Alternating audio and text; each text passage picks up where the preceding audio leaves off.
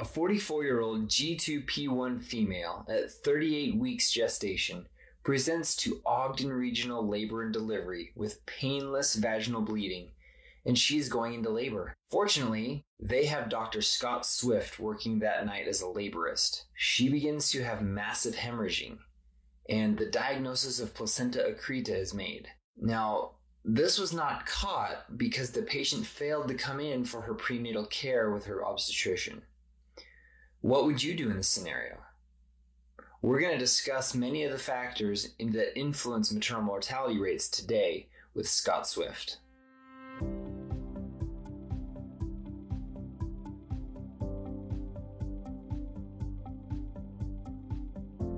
I'm Scott Moore, DO. I am a pathologist and an assistant professor of medical laboratory sciences at Weber State.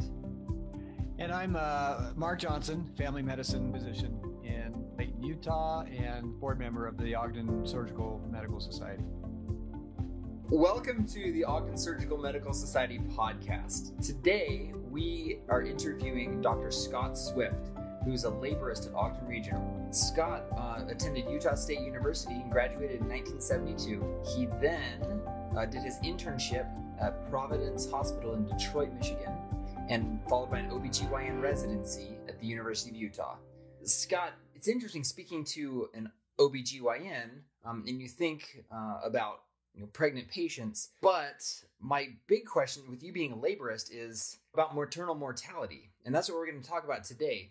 So I'm just wondering, as a generality, is maternal mortality in the U.S. going up, going down, staying the same?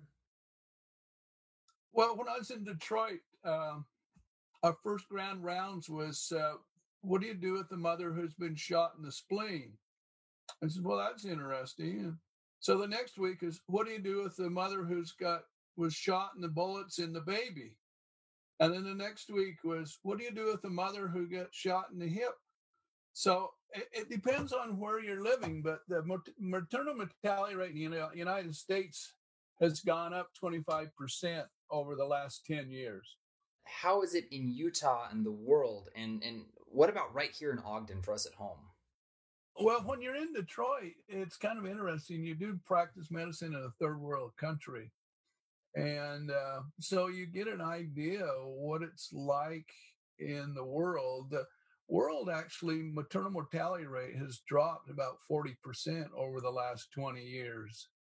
The opportunity of changing risk factors by a lot of non-governmental organizations has had a profound effect. Yet 60% of the world mortality occurs in Africa, in the sub-Sahara and Asia part of the world. There's a book written, it was kind of interesting. It's called Where Have All the Mothers Gone? And it talks about barriers. And they just tell stories. And one of these sort of trained midwives practices in this little village. And if she has a problem, she has to put the mother and strap the mother to her, and they get on a motorcycle and have to drive about 30 miles on a dirt road to get help. And so when you're looking in the United States and other places, you do have to realize that there are places that people sometimes have to drive hundreds of miles to get care. And consequently, you get third world statistics. Third world statistics is 1 in 100 mothers die and 1 in 10 babies die. It sounds like there's a big kind of disparity of care there. There is.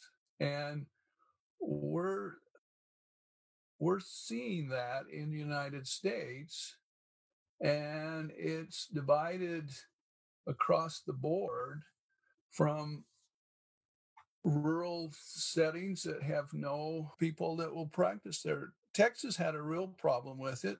They had a real malpractice problem up until about 15 years ago. They got to the point where people had to drive 200 miles to see an OB, neurosurgeon, or general surgeon. And they then put the Texas Initiative and corrected that problem by their malpractice reform. But Texas still, their maternal mortality is 36 to 38 per 100,000. Utah is about 17, and California is about 4. So that's just in the United States. There's that much disparity that we're dealing with.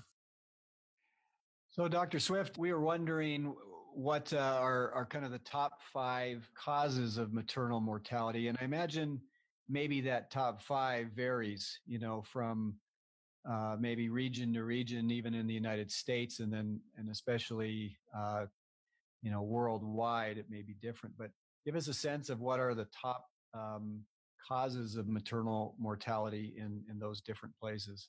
The biggest problem we've had is gathering the data and what constitutes maternal mortality. If you're reading the World Health Organization, the maternal mortality would include pregnancy, delivery, and 42 days after delivery. But if you're looking at the CDC and the state of Utah, you'll notice in the state of Utah, when you come to, you'll see we're tracking along about 10, 11 maternal deaths a year. And all of a sudden we jump up to 20. And what happened is Utah, and now the CDC has changed it so that it's pregnancy, delivery, and 1 year after delivery. And what they found is a third of the deaths occur during pregnancy, a third occur at time of delivery, and a third occur a year after delivery. And those that occur after delivery are mental health, suicide, and drug overdose. And now that has moved into the number 1 cause of death in the Mountain West. And are you seeing those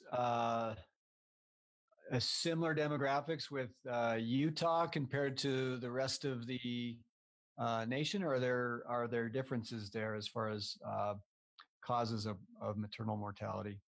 Well, for the United States, the maternal mortality rate's around 12 per 100 to 17. Is the problem we have is maternal mortality statistics weren't gathered for about 3 to 4 years. And then again, we're talking about different methodologies of what are you going to include.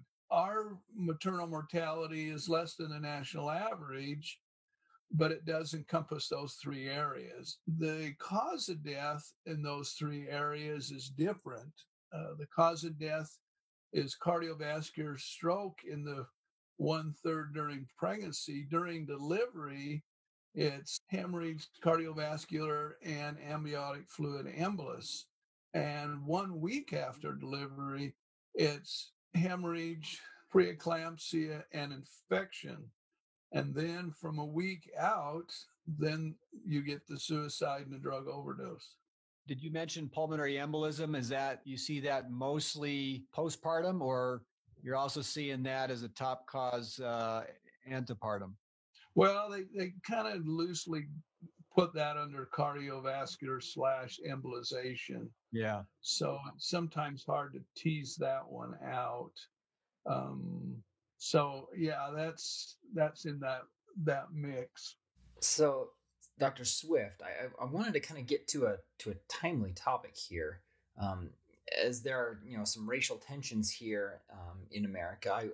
I wanted to see if you could speak a little bit toward the racial disparities in the U.S. regarding maternal mortality rates, and then kind of follow it up and see how that applies here in Ogden. Well, Utah and the United States, we pretty much mirror it. The non-Hispanic white maternal mortality was 14.7.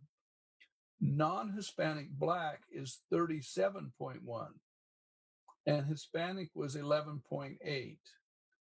So that has a big difference. But then if you mix in age, for all ages, again, it's around 17.4 for Utah.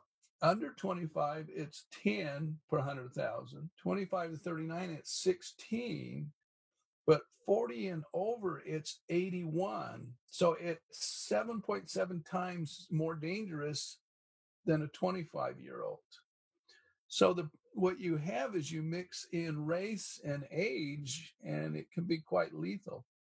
Are there any, that's interesting because I've thought of that a little bit, but are there socioeconomic factors like access to healthcare or ethnic factors? Age is definitely a factor. I agree with you there. Well, I always go back to the story of the lady putting them on the back of the motorcycle and driving them to the hospital. That's a lot of the barriers we're dealing with. The older the pregnant patient, they're less willing or too busy to come in for visits. And so a lot of times you may see them late in the second or early third trimester. And if they have blood pressure problems, you can have superimposed toxemia on top of that on your first visit. And so you're looking in the non-Hispanic Black population. Again, cardiovascular and stroke are the two big killers. And so if you're not even seeing these people, you can't really modify that very much. The biggest barrier we have in America is, unfortunately, it's our healthcare system.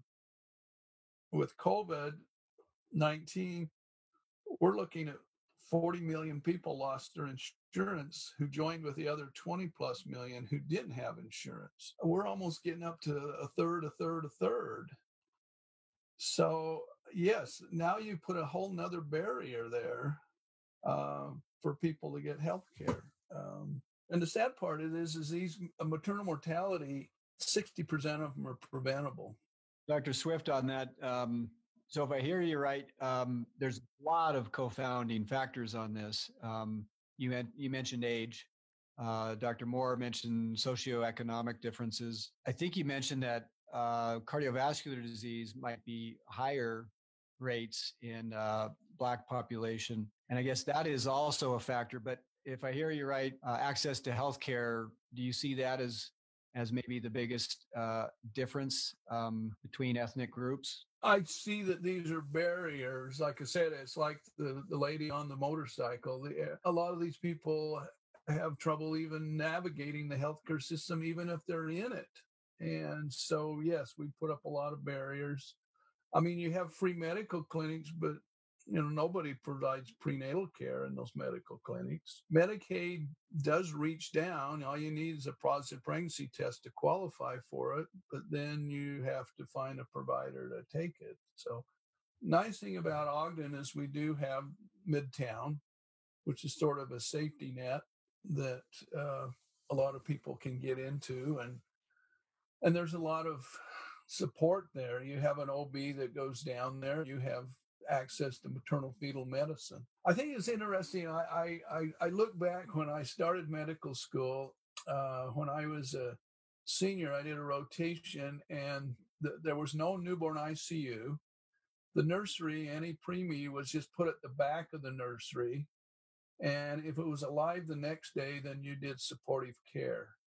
So I left for Detroit, and I came back in 77, and they started a newborn ICU, but they would only accept infants over 32 weeks. And we have now seen that drop down to 26 weeks and 25 weeks. So infant mortality has improved, but we're having a problem with our system itself. It's a broken system.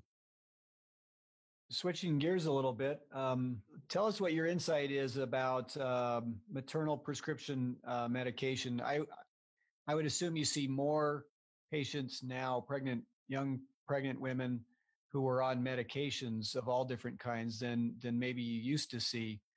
And so we're not talking about illegal medications, but prescription medicines. What do you see happening with that? And do you think that has an impact on how the pregnancy goes and complications and mortality? Well, if you look at fertility rates, we keep pushing pregnancy later and later. So you have the two compounding problems. The older you get, obviously, you start picking up chronic diseases. And then you get this age problem where maternal mortality is for real.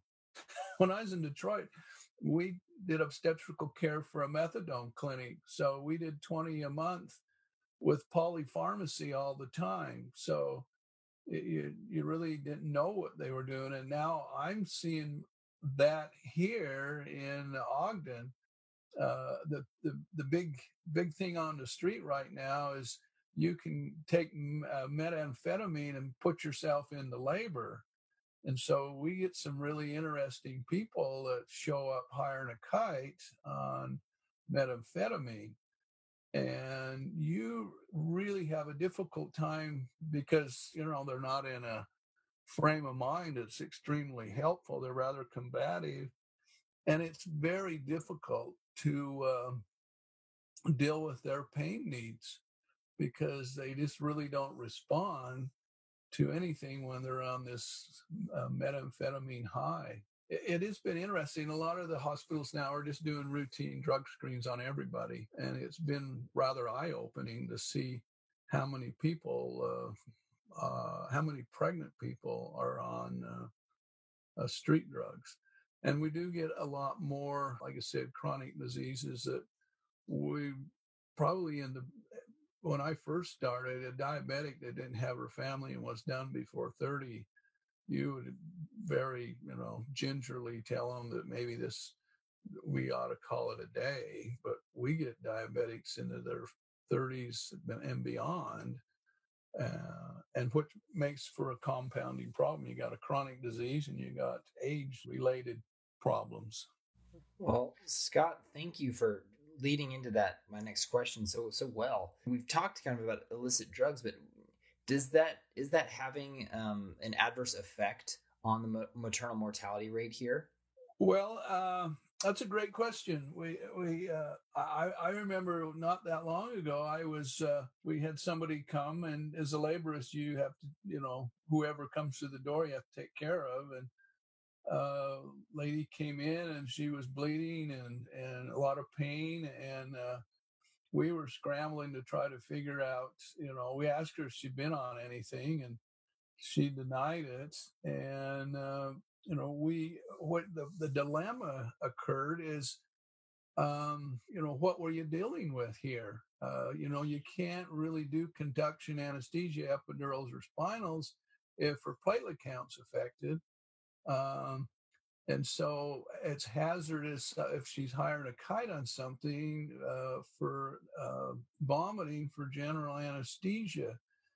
And so sometimes you get into these really rather dicey situations where a decision has to be made to deliver the baby. The baby was not doing very well at all. It becomes a problem because you can't get their drug screen back. You don't know what medicines they're on, and they're not of much help. And the other problem we have is in Obamacare, the states are required to license lay midwife birthing centers. We have 3 in Ogden. There's 7 licensed in Utah and multiple unlicensed ones right now. So you have somebody that's been laboring in a birthing center, and then they sense there's a problem and they bring them into the hospital. And so those statistics end up on the hospital. Our maternal mortality and all those statistics are a little hard to gather because we don't have a mechanism to tell where prenatal care or early labor was occurring. That's a really good point. I know about that effect, but it's humbling to rethink of that, saying, oh yeah, birthing centers do have sort of inflated numbers because a lot of their patients that they quote save, they take on to the hospital. And it's like, well, they may have an adverse outcome at the hospital, but that's not an adverse outcome for the birthing center. That's an adverse outcome for the hospital.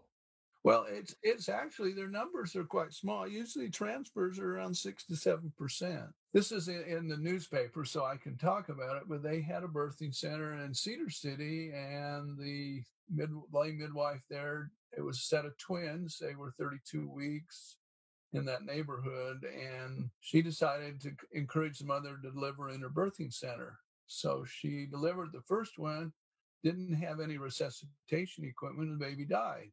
So the family talked the mother into going to the hospital. They delivered the second one, and the hospital it lived. And then the police got involved, and she's down at the state prison now for involuntary manslaughter. That seems like a very strange way to police birthing centers, but that's where we're at right now. I assume there hasn't been a lot of huge changes in practice in obstetrics over time. But can you think of any changes that have occurred maybe recently that you think has had an impact on actually decreasing maternal mortality? Well, in 1983, the University of Utah started their maternal fetal medicine program. And most areas of the state now are covered with maternal fetal medicine. And I think that has been a real positive complement to the obstetrical community.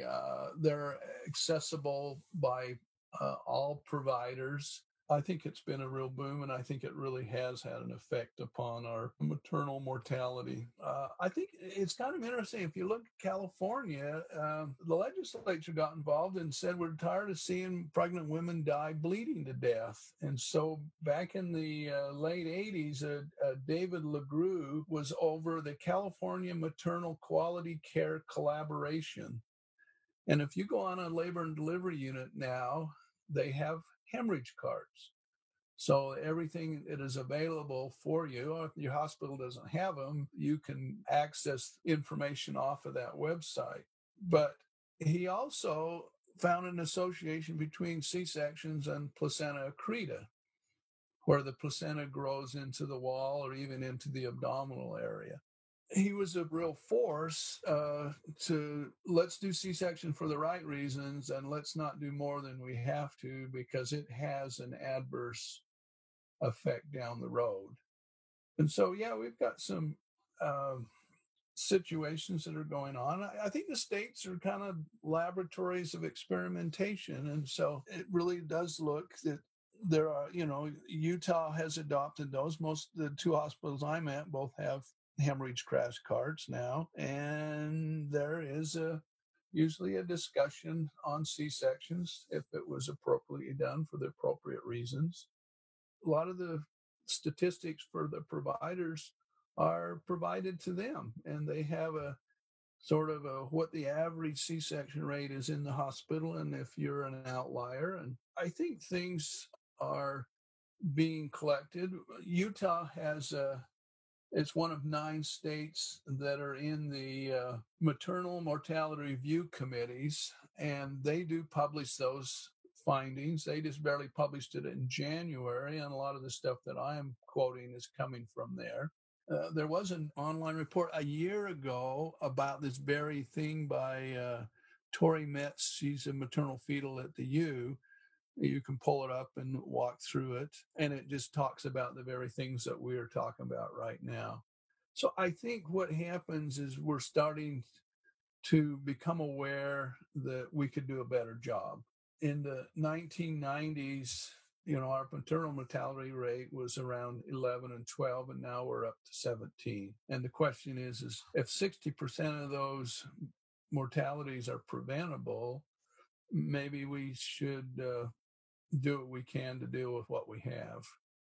And so, yeah, I see a bright light. We do still have preeclampsia. The Chicago Lying-In Hospital, there, as you walk in the door, there's 5 plaques sitting there. 4 of them are filled in, and the one right over the door is blank. And it's still sitting there. It's been there for 89 years, waiting for somebody to discover the cause and cure of preeclampsia. So we got some bright young minds coming up, and here you could get yourself on a plaque. You've mentioned a couple times about laborists, and I understand you're a laborist at 2 hospitals in Ogden. Can you explain a little bit about what a laborist is? The hospitalist program started about 20 years ago, and they used to, in some parts of the country, they call us OB hospice. Actually, that's a company name, but it's sort of around here, most people call them laborists. Basically, it's the same situation as the hospice. You're covering the in-hospital part of obstetrics. The problem we have here in the hospitals, you have to take your hat off to them. They acknowledge there's a problem. Is all of these places are bringing pregnant women. You got these lay midwife clinics that have basically they just come to labor and delivery. You don't have a lot of interaction with them before. And you have people that visit from all over the place. And this is a regional referral center, and we get transfers in regular from outlying areas. And so those people need to be taken care of. So there's a need. And the other problem is a lot of the doctors cover more than one hospital, and sometimes they get stuck at one hospital and somebody has to deliver their kids at another, and they're on calls tied up. So there was a need, and they're both hospitals here in Ogden have addressed it.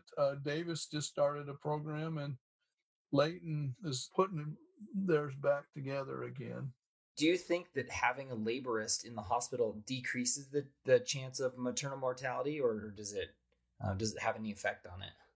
The data is hard to come by because, again, it's our ability to get the data has been a real problem for us. I think with Utah, we have our collections getting a little more structured, and the CDC now has a checkoff box if person is pregnant. And I think that the laborist has been shown to decrease maternal mortality in those hospitals if they are at the hospital when it occurs. But obviously we don't have any influence on people who have a complication at home and pass away.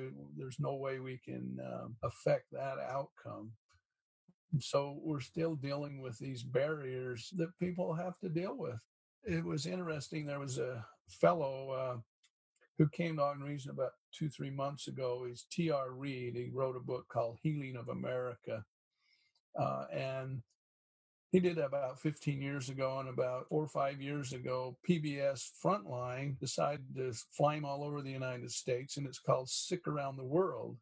And that's available on YouTube if you want to watch it. But he went around and compared all the healthcare systems in the industrialized world, about 7 of them, to the United States.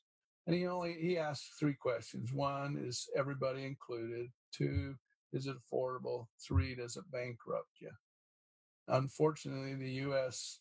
failed on 2 of those. But becoming aware, but after he met, I got to talk to him afterwards, and I asked him, how optimistic are you about change? And he says, I am really optimistic this year. And I says, well, why is that? And he says, I think if the election's close, either candidate can waive the age requirement on Medicare.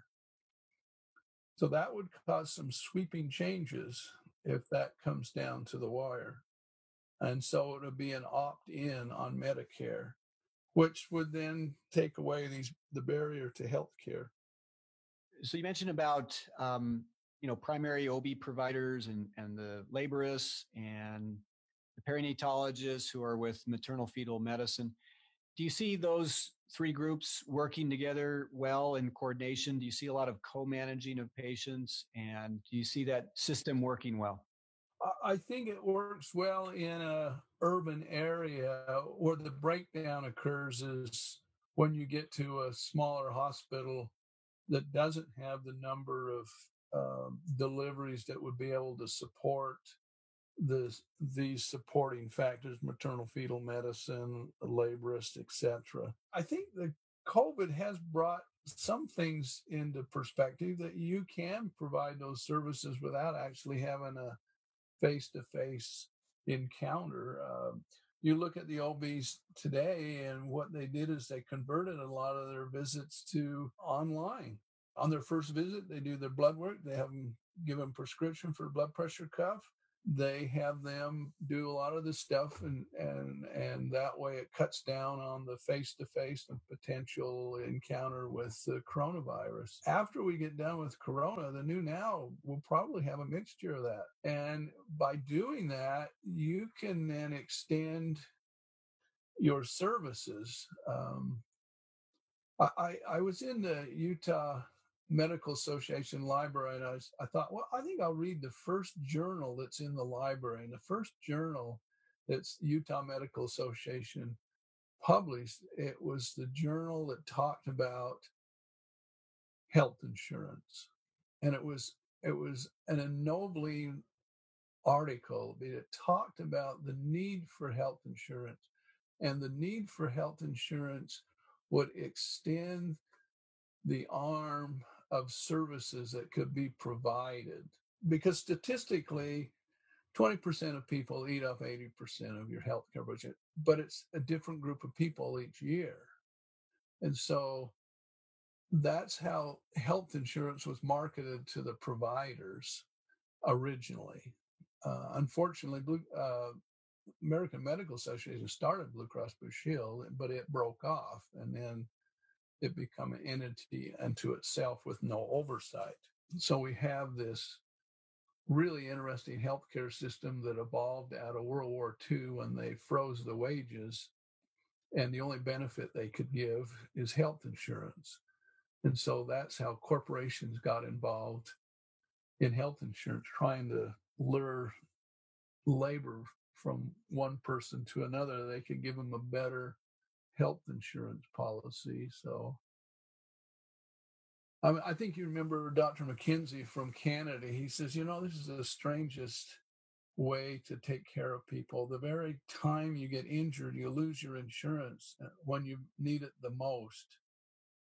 And I think that's some of the difficulty we're dealing with, is we're using an antiquated system that really doesn't apply to where we're at.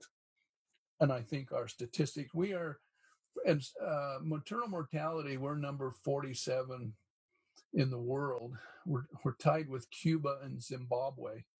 Wow. That's probably not going to look good on if you're trying to recruit people internationally. And of the 10 biggest industrialized country, the U.S. is number 10. This is not a safe place to have babies.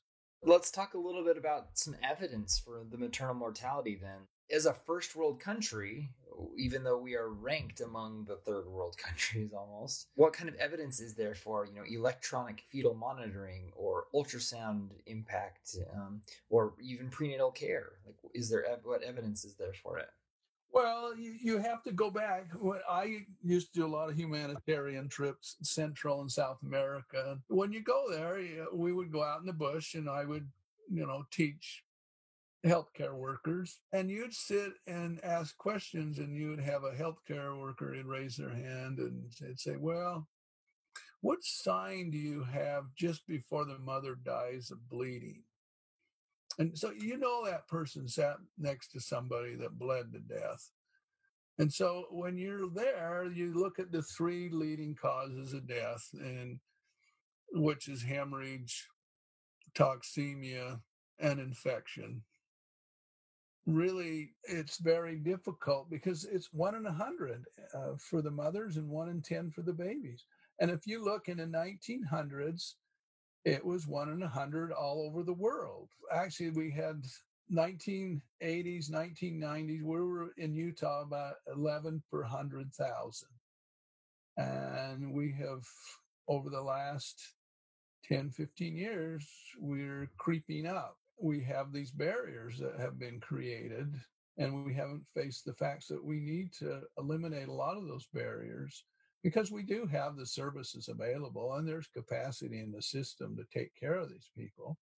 But we also have to deal with the fact that people have chronic diseases, they're getting older, and they think that they can have a baby and have a good outcome. That's a difficult road to hoe. So we have perceptions in the public about what they want, and they don't have the data to make those decisions. Like I said, we didn't have maternal mortality nationally, was just barely published this year, and it hadn't been for about 4 or 5 years. I think that there's oversight now. The question is, how do you make it in a form available to the public so that they can use it to make their decisions? It's hard, especially in obstetrics, I think, to find, what's called evidence-based medicine, because just like you said, it's hard to really get good data on it. But was just curious what your thoughts were, and if you know of any great data in support of things like non-stress testing, biophysical profiles, and like Dr. Moore had mentioned about ultrasound and electronic fetal monitoring, where you think there's really good data out there on those things having an impact on maternal mortality, or is the data just not there? Well, the difficulty you have is a lot of the practice of obstetrics was driven by malpractice. It becomes more of a question of what does the public perceive is good care. I've been involved in several malpractice cases, and the first question is, did you get an ultrasound? The second question is well, when did you do the C-section? And did you have a consultation? And so you find yourself using technology that may or may not have a basis. So there've been multiple studies. Ultrasounds at 20 weeks help as far as if your dates are good, so that you don't have a premature baby born. They're helpful for fetal screening for congenital anomalies, lethal ones, and other congenital anomalies that can be intervened with.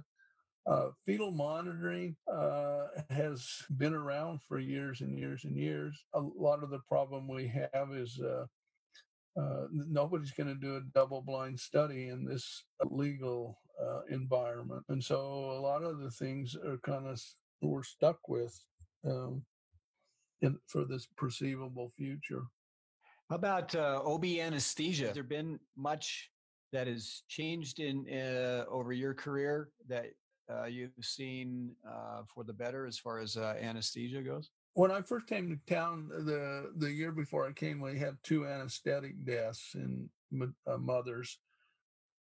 And what happened is physiology of a pregnant woman is different than a non-pregnant woman. We have people that are more trained in the obstetrical anesthesia area. The services have people, that are assigned just to OB. I think all in all, the obstetrical practice has improved immensely, and we've avoided a lot of problems than we have in-house. But again, you get to this problem when you get fringe areas where you got smaller hospitals, and they got to wear a lot of hats, and some of them are trained well, and some of them may have been trained and not had a lot of obstetrical experience. And so sometimes the reaction to the drugs can be a little bit different in a non-pregnant state. We're consistently in Utah below the national average as far as maternal mortality, but when the United States is going up, Utah has gone up too. And so, yeah, we've got some work to do. It's a lot safer here than in the jungles of Central America. And it's a lot safer here than downtown Detroit.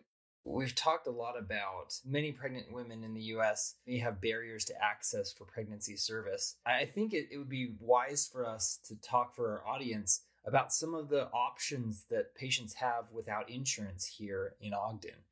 I'm thinking like, the health department or Midtown or Baby Your Baby, or do you have any other insight for that? Most of the problem is just knowing where to ask the question and being directed. I think once they get into the system, if they happen to go to the emergency room or they go to labor and delivery, they get connected with somebody, and that's fine. But the problem you get is the later into the pregnancy, the complications become real, and your options of intervening become less and less. I think Midtown does a great job. I think that there's the whole idea of Obamacare was to extend coverage, and the whole idea of having outlying clinics to make it easier for people to get to has worked. A lot of the bigger cities, New York and whatnot, they have a van that goes around, picks up people, and takes them to their visits. They found it was a lot cheaper than you could pay for the whole service on one preemie baby. And if you could prevent that, then you could pay for the service. And so I think now with COVID, it's been kind of interesting. We'll be able to extend service to people that have situations that prevent them from coming in. That will be, I think, it'll be a new frontier. How do you think the pandemic has affected maternal health? What the labor and delivery protocols are right now, and if you've seen any data as far as morbidity or mortality for pregnant women as well as newborns in women who have been infected with COVID-19?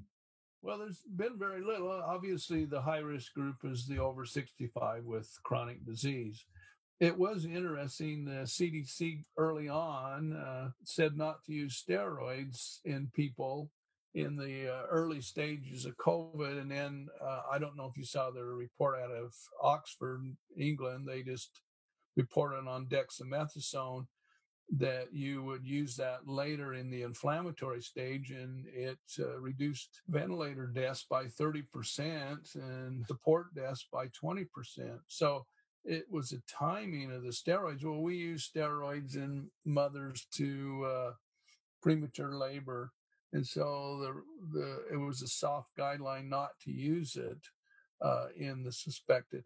Now, there was a couple cases. There doesn't seem to be any transmission from an infected mother to the baby before delivery. It seems to occur after. And so they're obviously separating the baby from the mother until the mother tests negative. And as far as Ogden goes, we've had little or no cases maternal wise. Anybody that's coming in for an induction or a C-section is screened 3 days before.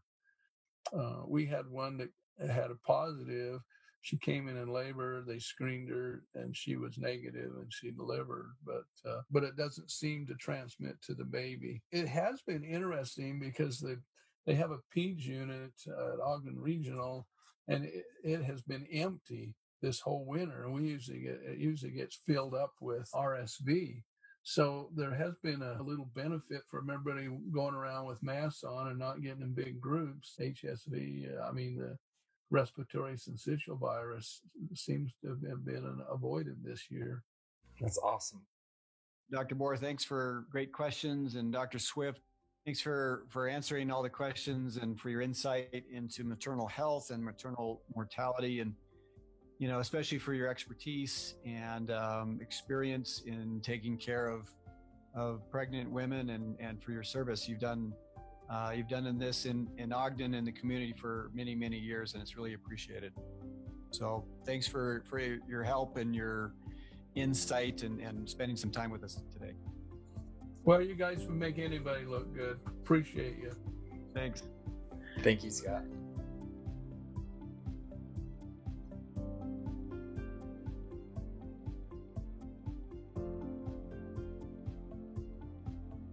This has been a production of the Ogden Surgical Medical Society. Your producers were Clark Madsen, MD, Teresa Puskedra, MPC, and the board of the Ogden Surgical Medical Society. The executive director is Teresa Puskedra. Your hosts were Mark Johnson, MD, and Scott Moore, DO. Editing and sound design was done by Colton Gomez, and this is all supported by members of the Ogden Surgical Medical Society like you.